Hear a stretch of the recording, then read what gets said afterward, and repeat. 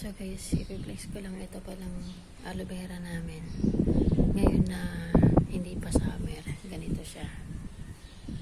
So pag mag-summer na siya guys, makikita nyo na magda-dry na yan. Tapos pagdating na ng winter, mabubuhay na siya. So yung aloe vera guys, kaya niya mabuhay o mag-stay kahit na tuyot na siya. Tapos pagdating na ng winter, mabubuhay na siya. Napakagaling, diba? Akala ko patay na siya. Yung pala, natuyo lang siya. Dinidiligan ko naman siya guys. Paminsan-minsan. So meron pa rin kaming flowers doon na ang ganda. So sana hindi mamatay kapag mag-summer na. Puntahan natin guys. Ito yan guys. Yung mga bagong halaman na pinili ng nanay ko. Yan. Sana hindi siya mamatay pagdating na ng summer kasi magsa-summer na siya guys. Namamatay lahat yan dyan.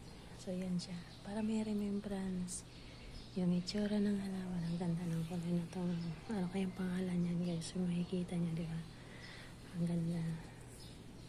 Dry na dry kasi siya. Diba napakaganda. Meron pa doon yung ano, puntahan natin guys yung mga halaman. Kaso lang baka makita ako ng tatay ko na nagbibidyo-video. Pagalitan na naman ako. So ayun, hindi ko alam kung ano yun. Mga bago lang yan guys.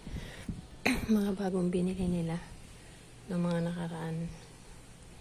Tapos pag summer 6 months na summer na sobrang init guys na nagda-dry na mamatayan lahat. Tapos bili sila ng bili. Diba?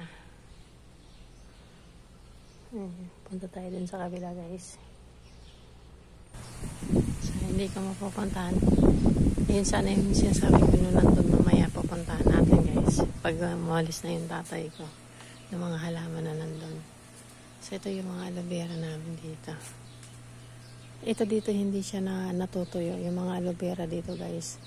Kasi palagi may tubig dito na nakalain. Pinalinis na ng tatay ko. Nagkakabunga na naman pala. Nagkakabunga na rin pala guys. Ang galing no.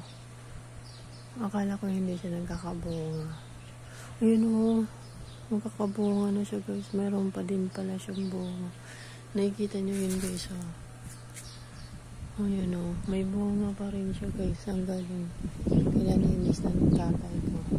Pinatanggal na yung mga nakausling mga kahoy kasi another na naman. Para siyang nyug, diba? Makikita niya.